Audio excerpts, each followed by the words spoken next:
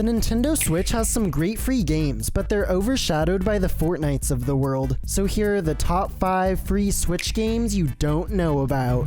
Chocobo GP Lite is a kart racing game set in the Final Fantasy world, full of power-ups and special abilities. Because the game is only the Lite version, you only have access to one game mode that pits 64 players against each other in a tournament-style bracket. The racing is similar to Mario Kart with various items, except here you have 3 item slots with certain power-ups taking up more than one slot. Another addition is the 3 kinds of item boxes, giving you better or worse power-ups depending on which one you hit. Drifting is much like Mario Kart, giving you multiple charges of boost depending on how long your drift is.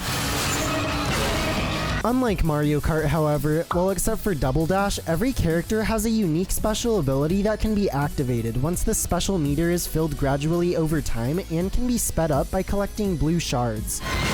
The courses are decent, but don't feel all that different from one another. They do have unique course gimmicks like fireballs or gates that open and close, though nothing makes them super memorable. If you're looking for a free kart racer because you don't have Mario Kart, then I recommend Chocobo GP Lite.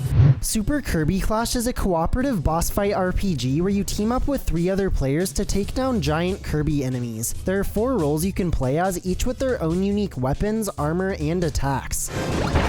The Swordsman and Hammer class are more offensive, while the Healer and Mage are more about protecting or healing your squad from afar. The bosses are all fun to fight, having unique attacks, even if they are all fought in generally the same way of just wailing on them and dodging attacks. After every fight you get XP, which levels you up, and earn gem apples and shards, which can be spent in the shop on new weapons or armor for a specific class. You can pay for more gem apples to level up faster, but progression comes at a steady rate even if you don't pay anything, at least from what I've played so far. The game is generally very easy, especially if you play online with someone who's way over leveled for the boss you're on. So I mainly stuck to the story mode with AI teammates. If you're looking for a cooperative RPG with simple but fun combat, then I recommend Super Kirby Clash. Colors In is a relaxing puzzle game about matching colors until you're left with the screen as a solid color. Whenever you match one color to another, the background will change to that and get rid of all of the same colors on the screen if they're not surrounded by another color. The goal is to get rid of all of the colors in a specific order so that the final color is the same as the starting border.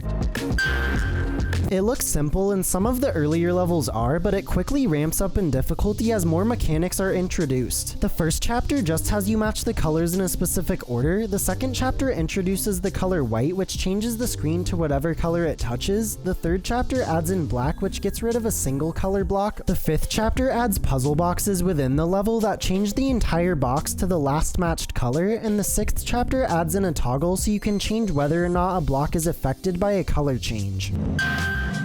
All of these mechanics layer on top of each other throughout all 6 chapters, and there's 20 levels per chapter, so there's a lot of levels for free, though you can pay money to unlock more levels. If you're looking for a relaxing color-based puzzle game that gets more complex over time, then I recommend Colors In. Opus Castle is a story-driven horror game set in Brazil about a family from the past that seemingly murdered each other, and their house is now haunted. The first section of the game has you exploring underground tunnels as a little girl set in the past. Then in the second half, you play as a man investigating what happened to the family in their house. To progress, you have to search around the environment for a key that opens the next door. The game has 4 different endings depending on what decisions you make, encouraging multiple playthroughs. The graphics aren't the best, as the real mystery here is whether or not this guy actually has hair. Eu vou esconder essa merda. Eu quero ver ele fazer sem isso aqui. But other than that, the game is pretty solid. If you're looking for a short horror game that changes based on your decisions, then I recommend Opus Castle. Kitten Squad is a top-down twin-stick shooter made by PETA about rescuing animals from harmful situations. It's structured like a roguelike game where you go from room to room killing enemies. There's a lot of different weapons you get from destroying boxes or killing the robots, which are fun to try out as they all attack in unique ways.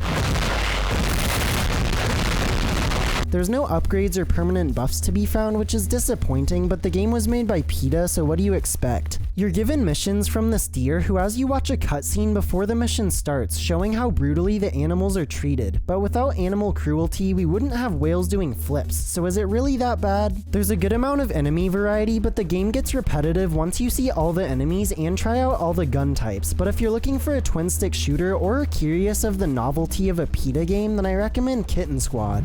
Those were the top 5 free Switch games you didn't know about. I'll have my playlist of free Steam games and free itch.io games you don't know about linked in the description. Thanks for watching, give me money on Patreon, and don't forget to like and subscribe to keep up with this ongoing series.